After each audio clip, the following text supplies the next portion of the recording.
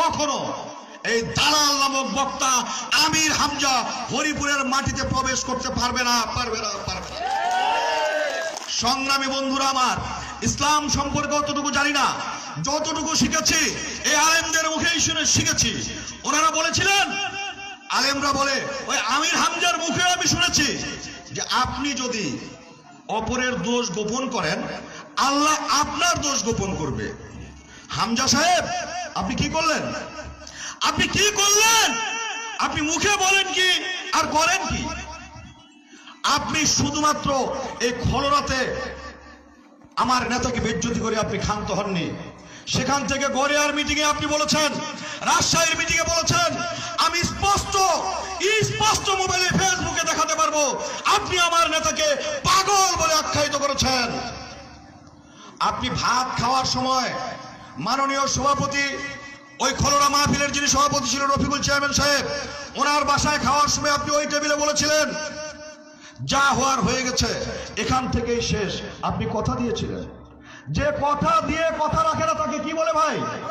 কি বলে? আপনি বাংলাদেশের শ্রেষ্ঠ মুনাফিক। এইরকম মুনাফিকের কাছ থেকে আমরা তাফসীর শুনতে চাই না। আপনি জামাতের দালালি করবেন, করেন, আপত্তি নাই।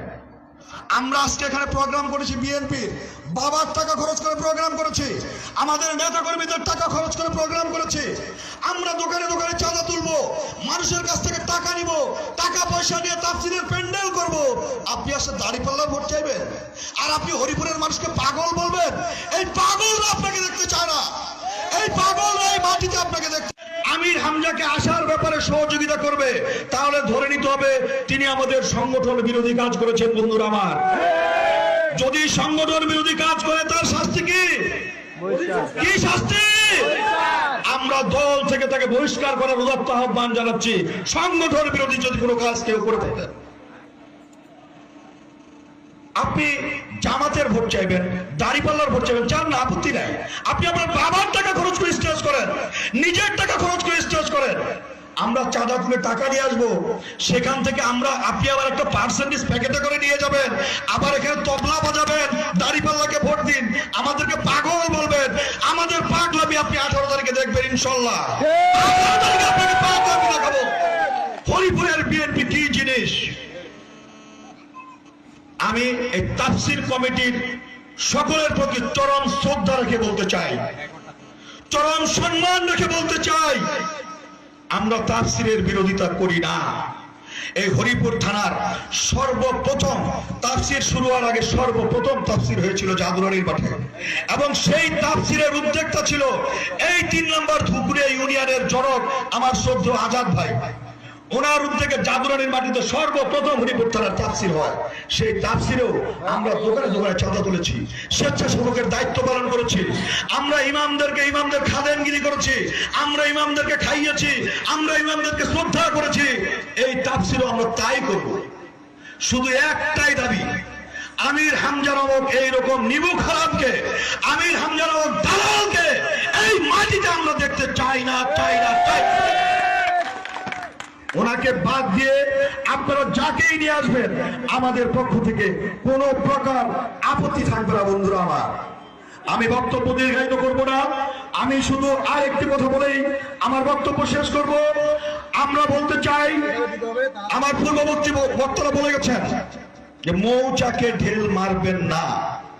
কিছুক্ষণ আগে, আজকে আমি স্পষ্ট কথা বলতে চাই, কারণ দোষ দোষারোপ করে না।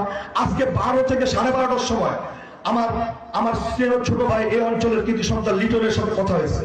সে আমাকে ফোন দিয়েছিল, আমি তাকে অনুরোধ করেছি বারবার, অনুরোধ করেছি যে আমাদের মধ্যে একটা সুসম্পর্ক আছে, এবং এই ওয়ার্ডে, এই অঞ্চলে জামাত ইসলামের কতজন লোক আছেন আমরা জানি, বিএনপির কতজন লোক আছে আমরা জানি।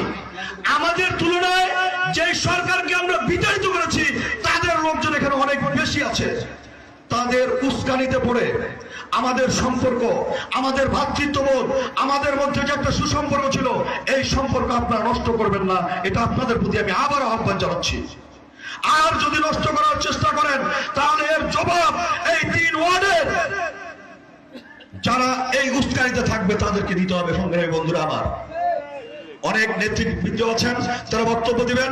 আমি আবারও সবারই সুস্বাস্থ্য কামনা করে এবং এই আমির হামজা যেন হরিপুরে না আসতে পারে এই ব্যাপারে হরিপুর থানার সব বিএনপির সকল নেতৃবৃন্দের একাত্মতা ঐক্যবদ্ধতা কামনা করে আমি আমার সংক্ষিপ্ত বক্তব্য এখানে শেষ করছি। শহীদ অমর হোক, আপসী দেশনেত্রী বেগম খালেদা জিয়া জিন্দাবাদ, তারুণ্যের অহংকার তারেক রহমান জিন্দাবাদ, আমার নেতা মির্জা ফখরুল ইসলাম আলমগীর জিন্দাবাদ জিন্দাবাদ জিন্দাবাদ।